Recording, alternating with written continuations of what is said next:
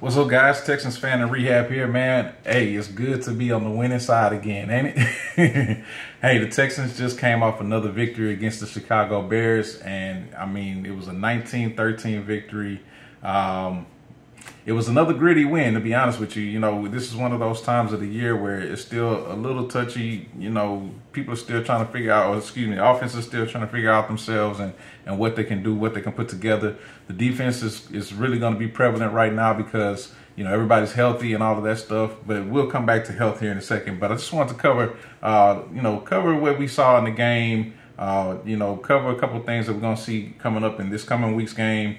And then, you know, maybe get into some stuff that's across the league or whatever, too. So, yeah, let's get into it, man. But the Texans had a great win this week. Of course, all wins going to be great, man. 19-13 again.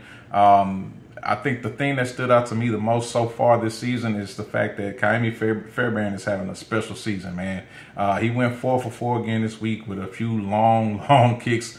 Once again, I think he had 3 kicks over 50 yards, which I think this is maybe the first time in NFL history that a guy has had 2 consecutive weeks of 3 kicks each week beyond 50 yards. That's admirable, man. So shout out to Cammy, or as they call him, Emi, for his contributions this past week, rather. Also, man, the defense, man. I got to give a huge shout out to the defense, man. The defense stood up, man. So in support of the offense, because of course we only put up 19 points. That's 1 offensive touchdown.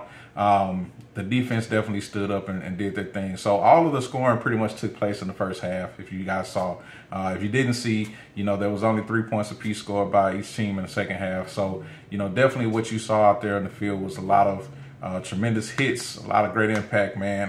Jalen Petrie, little guy putting in a lot of work, man. He's laying hat on tight ends. He's laying hat on, you know, quarterbacks, everybody, man. So, you know, Jalen Petrie's out there making his impact felt. Of course, our D linemen were making the impact felt, man. There's a lot of meetings at the quarterback this week, man. 7 sacks this week. That was tremendous, man. It's good to see Danielle Hunter and Will Anderson Jr., getting a 1.5 sacks apiece. We had a number of other guys that got a sack in there. We got to see Henry To'oTo'o, man. Henry To'oTo'o, I think a lot of folks was kind of a little nervous about what he was going to bring to the table last year. But you can see right now, you put him next to Azeez Al-Shaair, and man, my man is turning up, man. His tackles have gone through the roof tremendously. He's made his presence felt. Those guys are running in and in, man, making things happen, getting things done. And, you know, again, huge shout out to Azeez Al-Shaair, because, you know, he definitely represented in a whole different way, man. He made his presence really felt on that sideline, if you know what I'm talking about. Finishing plays, man. These guys are making big impacts. They're finishing the plays all the way through the whistle, man. If Caleb Williams decides that he doesn't want to run out of bounds or he want to tippy toe on that sideline, they're going to make it big felt, you know what I'm saying? So that was good to see. I think that bodes well for us moving forward, man, when we have the likes of, you know, Josh Allen that will be coming through, and, you know, we got to see those guys. We need to definitely make an impact. So I think what I've seen so far in these 2 weeks, man, is I think that there's been a tremendous emphasis on making sure that you complete your tackles, of course, swarm to the ball, because that's what they do. They swarm to the ball, or they swarm in general. Complete your tackles, swarm, and put big hits on these guys, man. Even, I mean, anything across the middle that these guys have had, they putting big hits. I mean, anything that's just kind of, you know, on the fringes, they putting big hits. They're not scared to get penalties. And look, shout out to Coach, man, because Coach defended Azeez, man. Even it was clear that he punched dude in the face on the sideline, but I mean, you know, dude was surrounded, so what was he gonna do? You know what I'm saying? And he's definitely gonna get his fade off before he get faded. So I appreciate that, man. Coach definitely represented for the squad and made sure that he stood up for his guys. And I think that that's gonna pay big dividends moving down the line. I think next week when you see these guys play against the Vikings, you're definitely gonna see them come in and try to bring it and match the same type of energy and everything that you're going to see that the Vikings going to be trying to put out there in their home stadium, man. So I will touch on that game here in a second, man. Big point of concern for me was really on the offensive side of the ball. Now, CJ did his thing, of course. He's still going to be that dude. He got away with, you know, 1 pick opportunity that, you know, thankfully hit the ground. But and if you notice over the last 2 years, he's gotten away with more than a few of those. So he's kept his number pretty low. but it's not been without the opportunity for him to get interceptions in between time. So I'm glad that he hasn't, but at the same time, statistically, he's still doing his thing. So that's not the point. The point is a lot of concern for the running game this week, man. I mean, after the week that we had last week where we had Joe Mixon going off and, contributing over 160 yards of offense, this week we got the complete opposite. Now, Joe Mixon got injured. They for some reason the refs decided that they were going to cover their eyes on the hip drop tackle that was right there in front of the ref's face, and he got his ankle rolled up on. So hopefully Joe can be back. I know he's been taking a few days off this week in practice. We were without Dameon Pierce this week, so that kind of sucked. I don't know that he's going to contribute a whole lot to the offense in the first place, but with him being down with a hamstring injury, that doesn't help. You know what I'm saying? So in steps Cam Akers, and Cam Akers was the leading rusher of the game with like 7 rushes for 32 yards. So clearly rushing was at a deficit this week, to say the least. Now, we had a few opportunities that were probably impacted by the fact that the O-line didn't necessarily get out there and make the plays that they are used to making. Of course, the defensive side of the ball, they get paid too, but we definitely were without Juice Scruggs, and it showed. To be honest with you, we had Patterson in there, Jared Patterson in there, filling in the gap for him in the centers, but he was getting blown up, man. It just was not a good matchup for him to play center, man, and I don't think he was ready, to be honest with you. So, to my understanding, this week they're going to slide Kenyon Green. I believe it's sliding Kenyon Green over. I think I saw that a little earlier before I got on and started to shoot.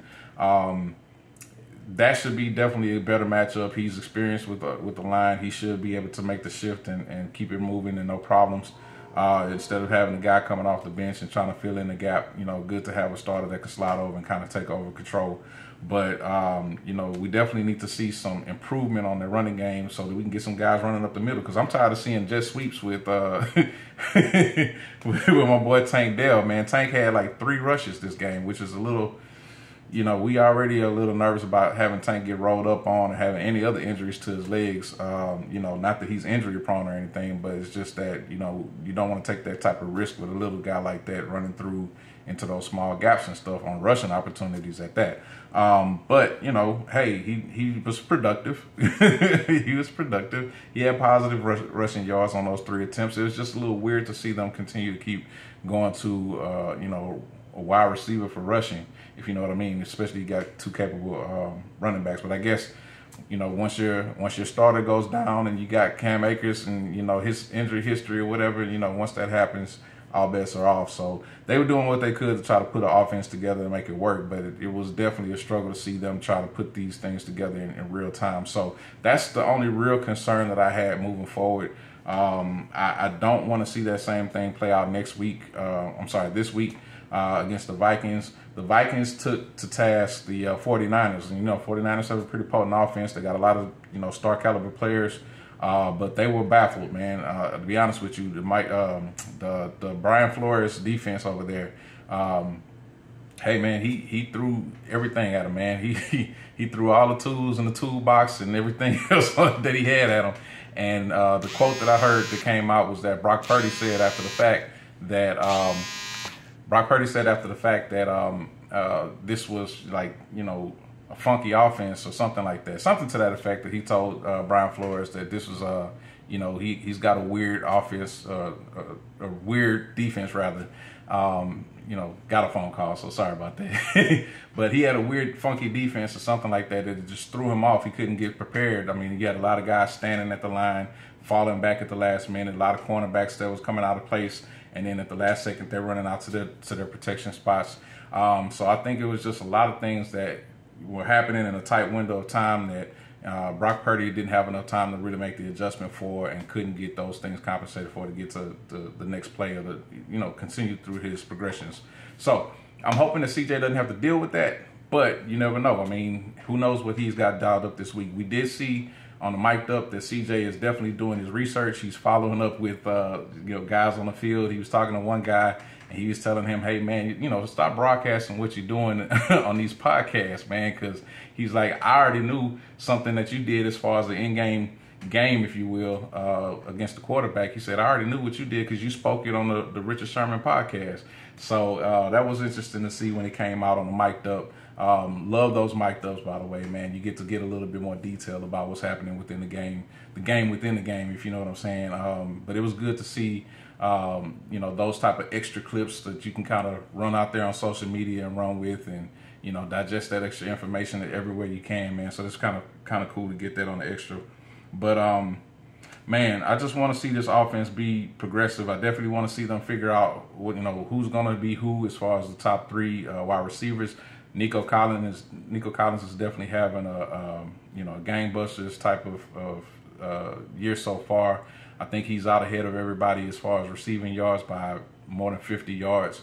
I think he's got 252 receiving yards, and I think the next best person's got 200 yards, man. So, hey, keep that pace, man, and we're having a phenomenal season regardless to who shakes out as number 2 and number 3. Definitely want to see Tank Dell step up and possibly get more opportunities. I don't think it's really on Tank Dell. I think it's really just kind of the way things have worked out so far. And then health is starting to become an issue as well, man. Just kind of addressing things off the top of my head. Dalton Schultz has been dealing with something, and now Brevin Jordan is dealing with something. He's going to be out for at least 4 weeks, man. So I'm hoping that he gets the opportunity to come back healthy and strong and ready to go. Hopefully Dalton is back, healthier than not, sooner than later.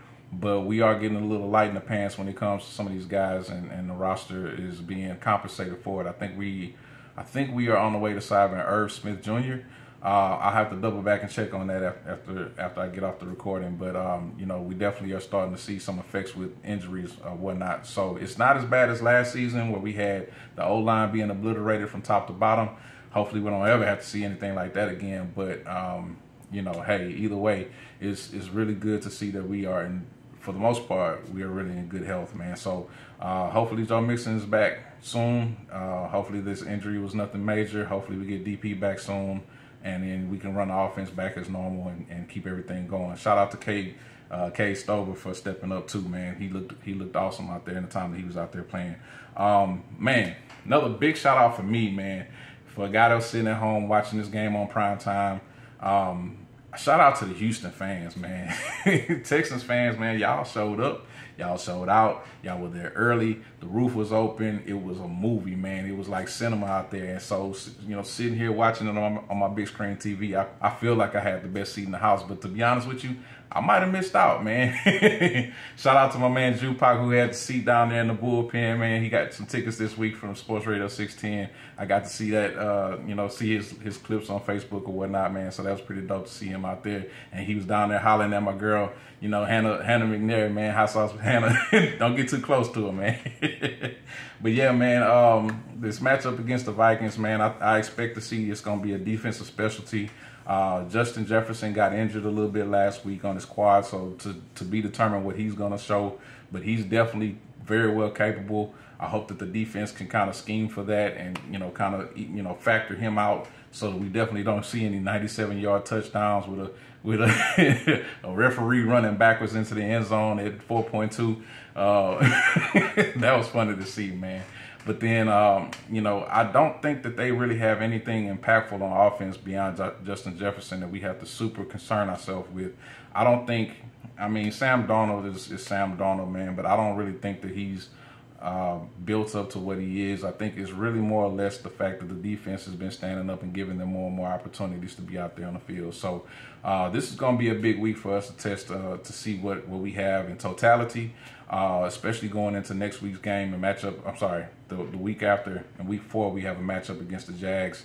And then week 5, we have a matchup against the Bills, man. So we really don't get the opportunity to have any rest or any let up in the schedule this year, man. It's just going to be that way. Thankfully, we're 2-0 and everything's been, on the up and up with us, man. I think that this is a great opportunity for us to kind of stack a few more wins while we can. Like I think in my prediction video that I had for months, several months ago, I think that we are going to have a nice run of wins. And then it's going to be tough in the latter part of the season. So I'm hoping that stays the same. with the exception of us actually stealing some wins in the latter part of the season. But I'm hoping on the front half of the season we can still stack up those wins, man. So we'll see. Just want to cover a couple of things around the league real quick before I get too long into this video. I don't really want to get this video too long. What I noticed, you know, Tua, man. Tua Tagovailoa, man. It's rough, man, to see this guy get, you know, concussed so frequently, and I know this is the first concussion of this season, but my man's had to deal with a few concussions too many, and I know there's a lot of scuttlebutt about people saying that he needs to retire. I understand if people are concerned with his overall health and his lifestyle or whatever, but he's a football player first, and so he's got to definitely sit with himself and make a hard decision on whether or not he wants to continue to play football. I think that he probably, if I had to guess, I think that he'll probably take some time off. Maybe, you know, at best, take the rest of the year off and see if he can reassess for next year.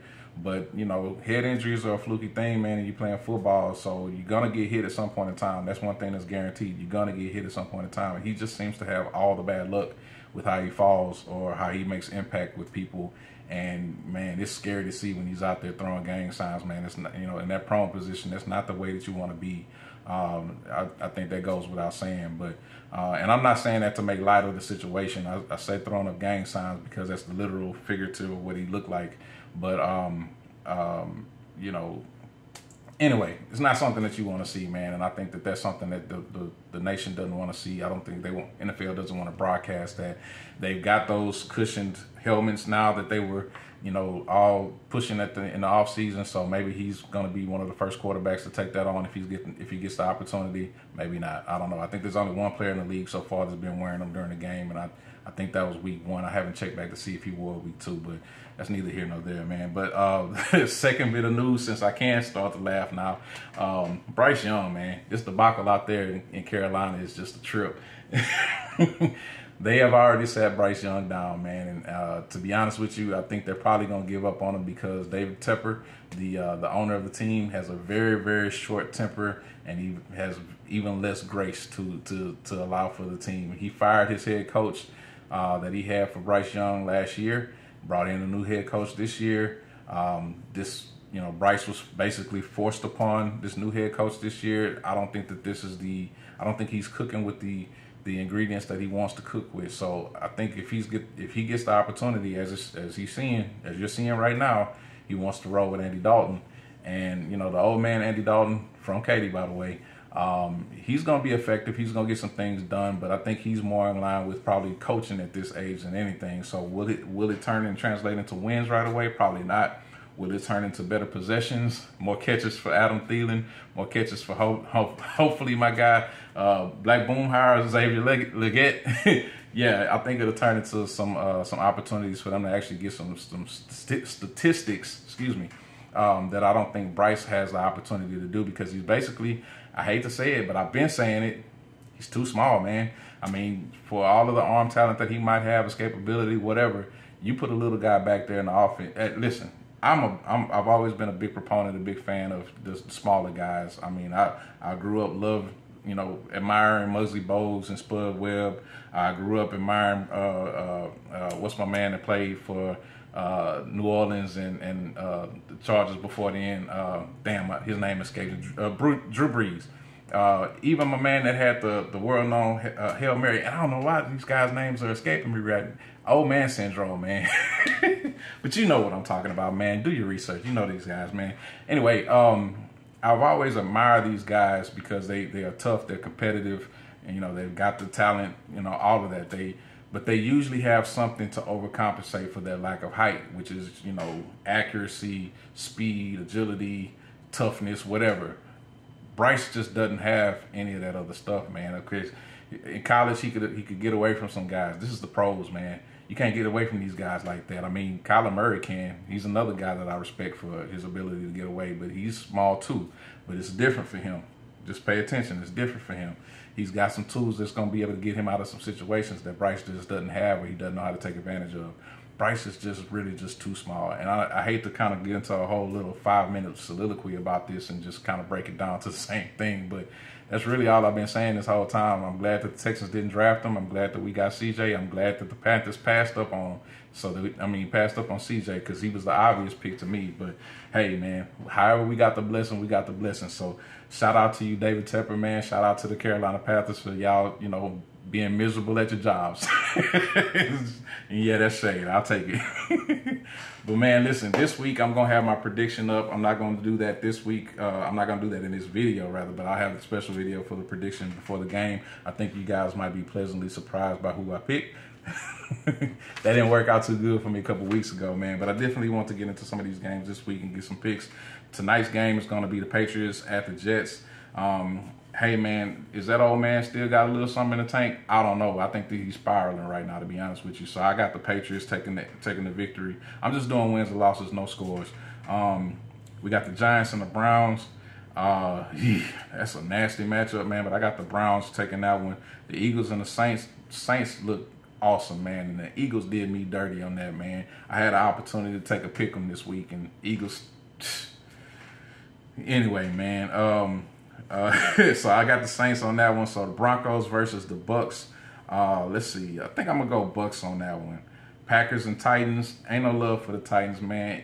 Whatever the Packers got to throw out there, the Packers gonna win. Trust me. I just take it to the bank. Trust me. The Packers gonna win on that one. I don't care if Malik is running. I don't care if Jordan is running. Packers gonna win on that one.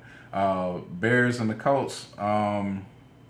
Damn, man, AR has really kind of been suffering. And I'm going to be honest with you, Cato showed me a little something, man. So I'm going to give it to the Bears this week. Let's see, Chargers and the Steelers. I'm going Steelers there. Let's see, Dolphins and Seahawks. Definitely Seahawks. That's pretty easy. Dolphins still ain't figured out what they're going to do now. The Panthers, we ain't even got to cover that. Panthers and Raiders, that's Raiders. 49ers and the Rams. A lot of injuries for the Rams, so I'm going 49ers. And then let's see, Lions, Cardinals. That's gonna be a tough matchup for me, but they're in Arizona, so I'm going Arizona Cardinals. The Ravens and the Cowboys. I'm going to go Ravens on this one, man. I'm not even going to get into no details about that. Chiefs versus the Falcons. I got the Chiefs going to be winning this week. And then, let's see, last two real quick. We're going to get into, let's see, the Jaguars and the Bills. I think the Bills going to take that one. And then the last one for the week, let's see, the Commanders versus the Bengals.